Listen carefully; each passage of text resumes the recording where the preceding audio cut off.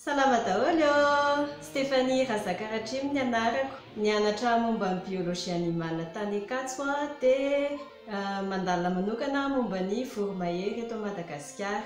Nanomboka tamin'ny 2014 tamin'ny nanao DEA, master izy amin'izao, no nanomboka nianatra momba ny voromahery ny tena spécialitéako.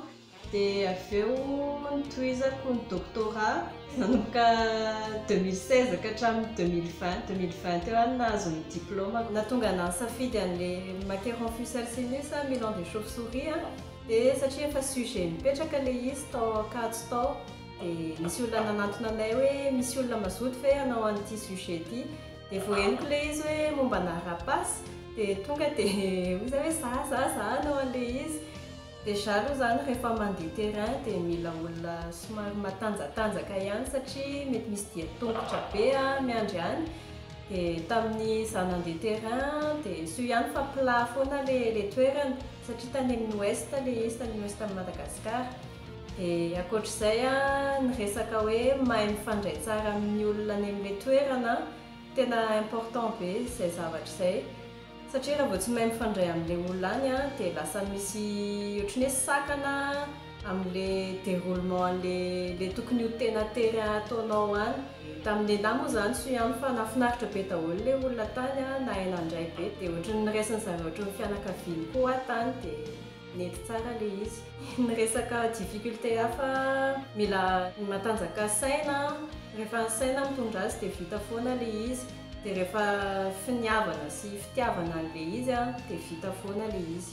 Ilay izy miankina amin'ilay zavatra tianao ho azo, ilay resaka thème an'ilay étude mihitsy miankina amin'iny ilay méthodologie ampiasaina. Ilay zavatra hita tamin'ilay vidéo an'ankizy ireny zao ireny zany ny azo lazaina hoe méthode classique amina resaka ornithologie. Fa raha s'orienter be dia kokoa amina zavatra spécial, ohatra hoe ny anahy zao resaka activité an'ilay vorona ao anatin'ilay tranony.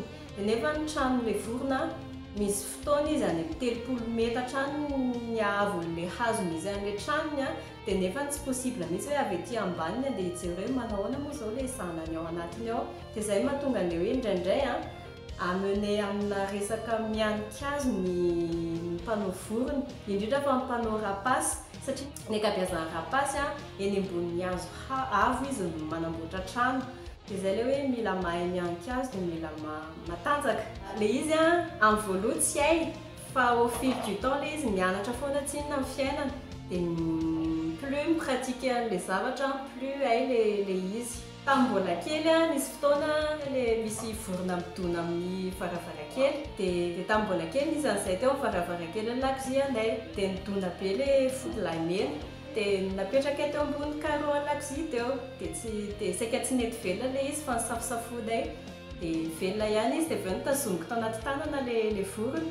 Dia sady ohatran'ny hoe nampatahotra anahy satria impressionnant be ilay fitepon'ilay fon'ilay vorona en fait, satria tena mandeha mafy be fitepon'ilay izy. Dia natahotra be hoe fa maninona koa ity biby ity no taitaina be ohatr'izao, ohatran'ny hoe sady natsikaiky ilay izy nampatahotra hoe raha midona kely indray ity dia mety dia maty. Nitazona an'ilay izy dia sady mi-ressentir an'ilay stress an'ilay vorona no niezaka calmer anazy.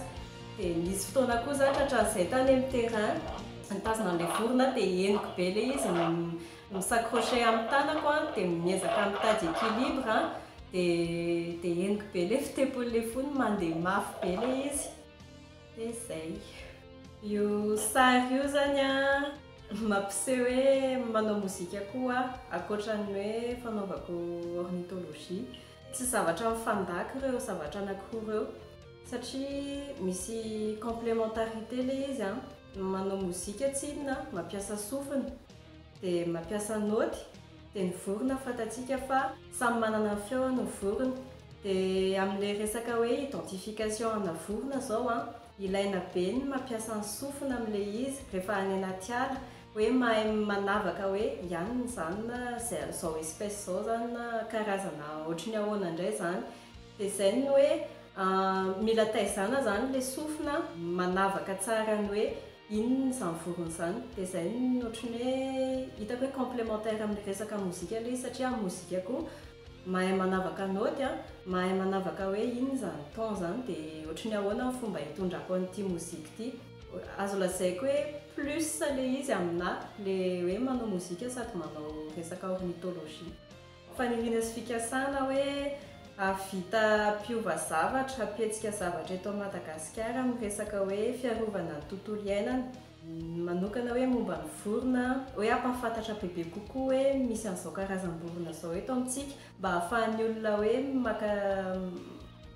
maka initiative mihitsy izy hoe izy ny andeha hiaro anazy dia tsy andeha hanimba ny ala sy ny toeram-ponenan'ilay vorona. Faniriako hoe afaka 5 taona hoe mba mahavita manao an'ilay livre de coloriage amin'izay ho an'ny ankizy. Dia le izy distribuena gratuitement dia tena atao ohatrany hoe ao anatin'ny programme scolaire mihitsy hoe mianatra momba ny biby eto Madagasikara ny ankizy malagasy mba ahafahany mitia sy mahafantatra an'ilay izy koa any aorianany. Manentana antsika mba tsy hamono an'ireny voromahery ireny izay vorona dia zany. Satria nahoana? Satria ilaina le izy raha tsy resaka fotsiny vorondolo ohatra, mamono voalavo mihinana voalavo ny vorondolo. Fantatsika fa ny voalavo dia mitondra ny peste, dia ny peste nefa ny eto Madagasikara mbola misy. Ka anisan'ny manampy antsika tsy hampirongatra amin'ny peste ny vorondolo, fa aza mieritreritra foana hoe rehefa misy vorondolo dia mpamosavy izay ny olona iny. Finoana taloha zany, fa ny amin'izao zany mieritreritra hoe le izy ilaina dia aleo tsy finoana. Nabeazantsika ny zanantsika any afara any hoe ilaina ny voromahery. Ity boky ity anaran'ny biby sy zava-maniry fahita andavanandro. Boky azoko tamin'ny mbola kely dia nahatonga anahy lasa tia zavaboary, ao anatin'izany ny biby sy ny zava-maniry. Dia ato daholo ny anaran'ny biby eto Madagasikara izay tsy dia tena fahita eto an-drenivohitra. Dia raha mbola mahita boky ohatr'ity nareo dia manasa anareo hitady anazy sy hamaky anazy.